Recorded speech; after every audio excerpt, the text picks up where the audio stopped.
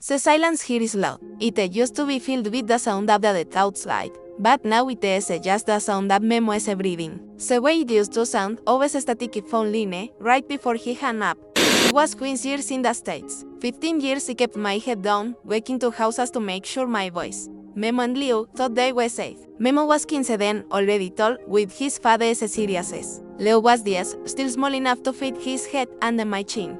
Celeste morning, he told them, "Begot, I see you when the sun moves." A ridiculous promise, because the sun never moved fast enough. He didn't tell them he was going to the bank to send a payment to me. A final payment, a secret payment, for something he thought would protect us. He should have taken the long way out. He should have called in sick, but he needed that money for the thing he was hiding in the wall, the thing he worked those 15 years for. The car was white and unmarked. It wasn't chase or a fight. It was a simple, quiet closing door. The moment he realized he wasn't coming home was when he saw Memo's face through the dusty window of the van. He wasn't crying, he was just watching. And then he says he saw something he'd never seen before, betrayal. He didn't wait, he just stood there holding Leo's hand too tight. They took me back to Mexico. The phone call started immediately, but they were never enough. He could hear a change in Memo's voice fast. The easy laugh was gone. He sounded tired, and then, slowly, started sounding hard. He would ask, "Who are you with, my love?"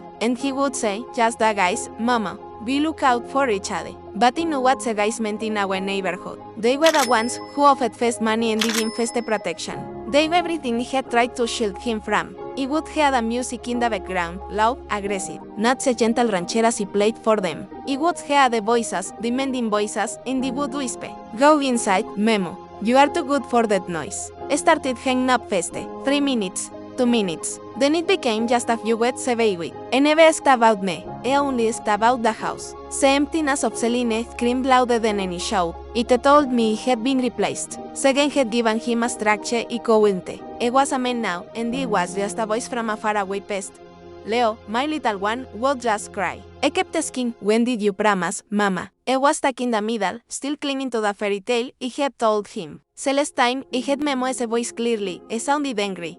Not at me, but at the well. He told me he was going to make sure nobody ever had his little brother again. He was going to make sure they were safe. I said it with a finality that chilled me to the bone. 3 months later, the call came, not from him, from my prima.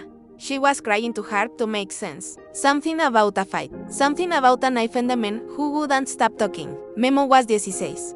A man in sense of the law, a child in my heart. He had done what he promised. He protected his brother. He protected his home from the world, the becoming part of the thing that was the world.